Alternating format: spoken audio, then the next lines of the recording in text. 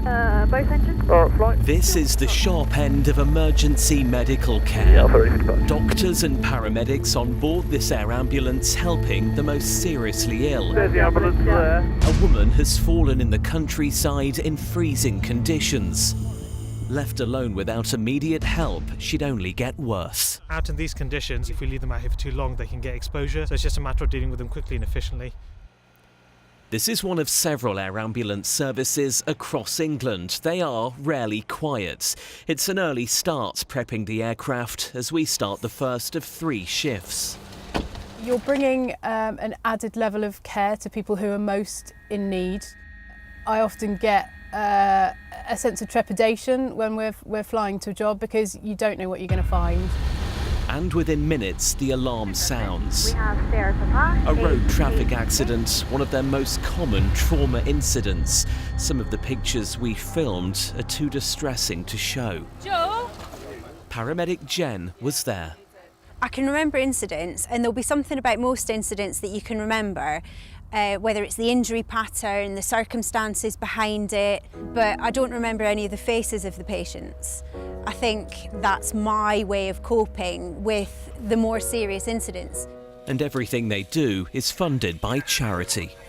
This air ambulance can transport medics to a serious incident within minutes. It is a hugely powerful, capable machine, but running it costs.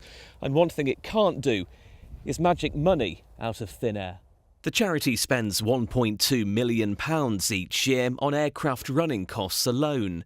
£1,700 is spent each time they're called out to help someone in need. And medical kits isn't cheap either. For a defibrillator, £30,000 is needed. A monthly drugs budget can run into £1,000. Sometimes they are patients that we've attended.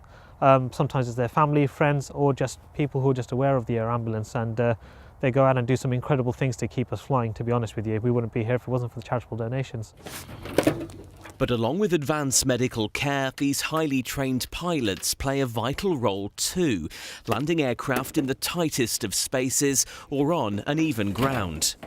We meet people on their worst days and they're desperate for help, so sometimes we land and people come running at us. And of course, as you can see on the helicopter with blades and things, we have to manage that risk as well. It's rush hour and another call comes in, a cardiac arrest on the train tracks. Yeah, be really careful about being on the tracks, whether they're live or not. But as more details filter through, it turns out to be a suspected drugs overdose. Can you tell me your name?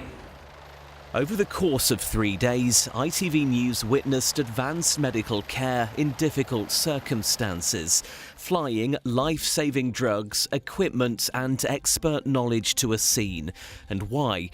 To give every patient they see the very best chance of survival. One of the reasons why I like doing this is because you might come across something you've not come across before, and it requires you to think outside of the box and to sometimes problem solve. The amount of unexpected survivors and the amount of survivability from trauma has gone up by up to 40%. So that's a massive jump of 40% of people who would have previously died are now surviving from major trauma. So I think, yeah, throughout the country, air ambulances are a vital asset.